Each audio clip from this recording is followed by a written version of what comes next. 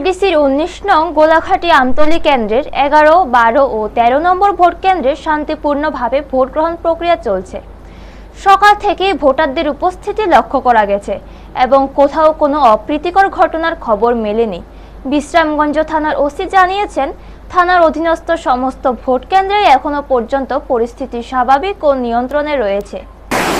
আমাদের 19 যেটা আমতলী গোলাঘাটি কেন্দ্রীয় বিশ্রামগঞ্জ থানাধীন এখন পর্যন্ত ভালোই এখন পিসফুল আছে, কোনো আনওয়ান ইনসিডেন্ট হয়নি। আর এখন পর্যন্ত পিসফুলিভাবে আমাদের এখানে প্রশাসন থেকে আমরা এখানে উদ্যোগ দিয়েছি, বিভিন্ন ধরনের এখানে প্লেটিং চলছে। আর আউটার সাইড বিভিন্ন মোবাইল অ্যাপ করে আমরা এখন দেখছি যাতে বুট করে যাতে সম্পন্ন করতে পারি, যাতে কাস্টিং যাতে হয় ভালোভাবে। আর এখন পর্যন্ত আমি শুনেছি মিনিমাম 30% বুট কাস্টিং হয়েছে। এখন যাতে বুট করবো যাতে সুন্দর হোক। তিনি আশা প্রকাশ করেন সম্পূর্ণ প্রক্রিয়াটি সুষ্ঠুভাবে সম্পন্ন হবে। এদিকে ভোট কেন্দ্রের সেক্টর অফিসার জানান, এখনো পর্যন্ত ভোট গ্রহণ নির্বিঘ্নে চলছে।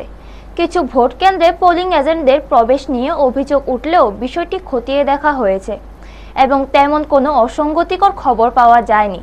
তবে কয়েকটি ক্ষেত্রে পোলিং এজেন্টরা দেরিতে আসায় তাদের প্রবেশে সাময়িক বিলম্ব হয়েছে। সব মিলিয়ে এখনো পর্যন্ত কোথাও বড় কোনো ধরনের অপ্রীতিকর ঘটনা ঘটেনি এবং শান্তিপূর্ণ পরিবেশে চলছে ভোট গ্রহণ। আমি সিভিল সেক্টর অফিসার। আমি 19-10 থেকে 19-15 অবধি আমার সেক্টর। না, এরকম কোনো সমস্যা নেই। হ্যাঁ, এজেন্ট নিয়ে আমার কাছে কোনো সময় এরকম কোনো সমস্যা আসে নাই। যদি আসতো তাহলে আমি ঢুকিয়ে দিতাম।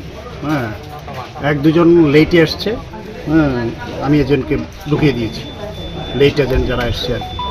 বাকি 6টার মধ্যে এখন অবধি আমার কাছে যা রিপোর্ট না, এটা 4টেতে আছে ডুয়েল এজেন্ট, বিজেপি বা মাথা বা আইপিএফটি এরকম। বাকি 2টোতে নেই।